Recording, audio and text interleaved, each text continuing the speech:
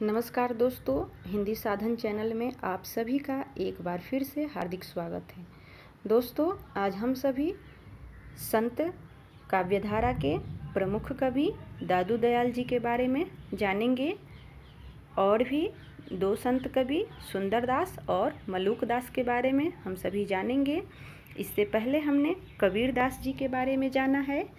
अगर आपने उस वीडियो को नहीं देखा होगा तो हमारे चैनल पे जाके वीडियो को ज़रूर देखें।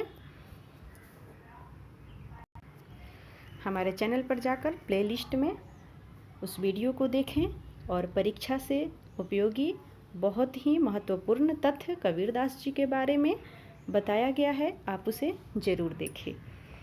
तो चले हम शुरू करते हैं। संत दादू दयाल, इनका जन्म काल 1544 ईस्वी विक्रम संवत 1601, जन्म स्थान अहमदाबाद गुजरात। इनका मृत्यु काल 1603 ईस्वी विक्रम संवत 1660। गुरु का नाम वृद्ध भगवान जैनगोपाल द्वारा रचित। जन्म लीला पर्ची के अनुसार इनकी प्रमुख 3 रचनाएं संकलित है। पहला देखेंगे हरडे वाणी। इनका संकलन इनके शिष्य संतदास और जगन्नाथ दास द्वारा मिलकर किया गया था। दोस्तों, परीक्षाओं में अगर ये आता है कि हरडे वाणी किसकी रचना है तो आप संत दादू दयाल लगाएंगे, लेकिन इसका संकलन किसने किया तो वहाँ पे संत दास और जगन्नाथ दास उत्तर होगा। ये दोनों में से कोई एक ऑप्शन होगा, इसलिए आप प्रश्न को अच्छे से पढ़ेंगे, उसके बाद ही उत्तर देंगे। दूसरी इनकी रचना है अंगवधू।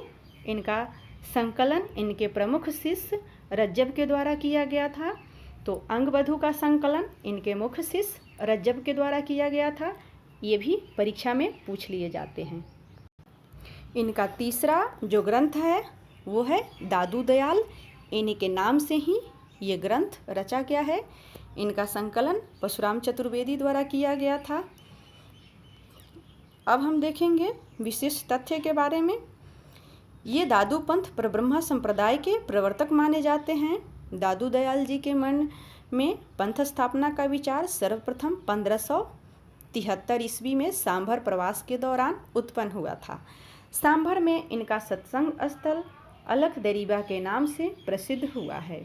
ये राजस्थान के प्रथम संत माने जाते हैं तथा इनको राजस्थान का कबीर भी कहा जाता है। तो यहाँ पे एक प्रश्न पूछा जा सकता है कि राजस्थान का कबीर किस कवि को कहा जा सकता है, तो वे हैं संत दादू दयाल जी।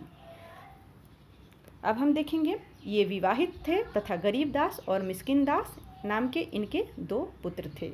नारायण नरैया जयपुर में इनका मुखपीठ स्थापित है। इनकी काव्य भाषा ब्रज है, जिसमें राजस्थानी और खड़ी बोली के शब्दों का मिश्रण भी मिलता है। इनका एक मुख्य पद यहाँ पे द्रष्टव्य है। घीयू दूध में रमी रहा, व्यापक सभी ठौर, दादू बक्ता बहुत है, मथी काढ़े तय और। दादू पंथ का अधिकांश साहित्य ढूंढारी भाषा में रचा गया है। अब हम सभी देखेंगे संत सुंदरदास। इनका जन्म काल 1596 ईस्वी, जन्म स्थान धौसा राजस्थान, मृत्यु काल 1689 ईस्वी। गुरु का नाम दादू दयाल। सुंदरदास के गुरु का नाम था दादू दयाल। अभी हमने संत दादू दयाल के बारे में ही पढ़ा है। ये मात्र 6 वर्ष की आयु में दादू जी के शिष्य बन गए थे। पिता का नाम परमानंद खंडेलवाल, जाति खंडेलवाल बनिया। इनकी प्रमुख रचनाएं ज्ञान समुद्र, सुंदर विलास। इनके द्वारा रचित कुल 42 ग्रंथ माने जाते हैं, जिसमें उपयुक्त दोनों ग्रंथ अत्यधिक प्रसिद्ध हुए हैं। कौन से दोनों ग्रंथ? ज्ञान समुद्र और सुंदर विलास।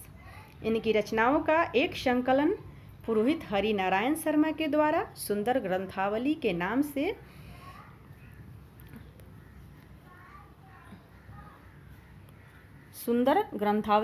से किया गया। विशेष तथ्य है सुंदरदास संत कवियों में सर्वाधिक शिक्षित संत माने जाते हैं। ये प्रश्न बार बार परीक्षाओं में पूछे गए हैं। सुंदरदास संतों में सबसे शिक्षित संत कौन से थे? तो आप इसे याद करेंगे, वे संत थे सुंदरदास।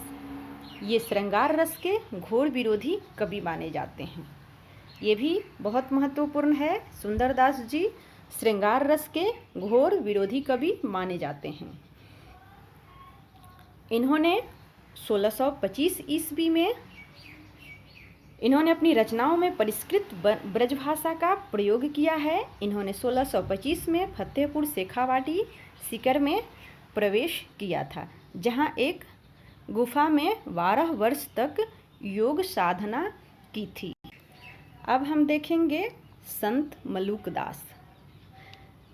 ये भी हमारे परीक्षा के लिए ये संत भी बहुत महत्वपूर्ण हैं। इनसे भी कई सारे प्रश्न परीक्षा में बन सकते हैं।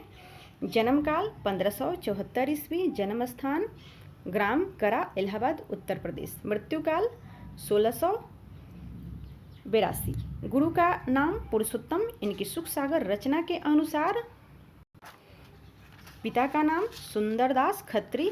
और प्रमुख इनकी रचनाएं देखेंगे।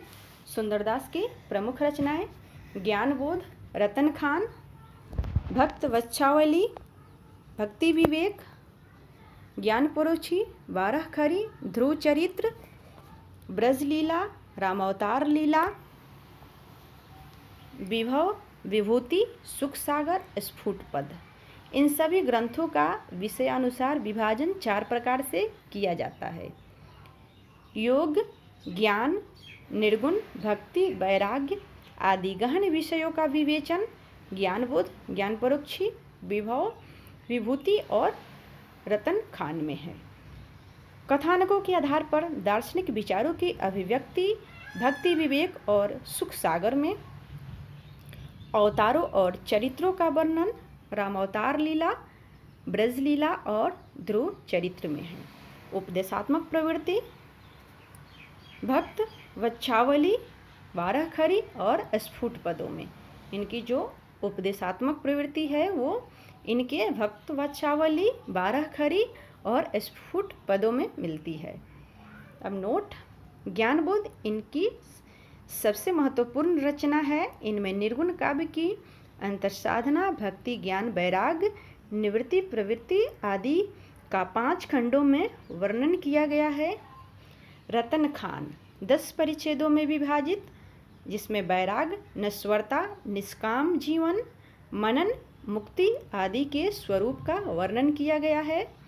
भक्ति विवेक, इस रचना में काशी नृप की कथा, पंडित और नाग कन्या की कथा, नृप और बढ़ई की कथा, सिंह और श्रृंगाल की कथा इत्यादि के माध्यम से ब्रह्मोपासना, माया के त्याग, इंद्रियों के शमन तथा मन के दमन में ही जीवन की सार्थकता मानी गई है।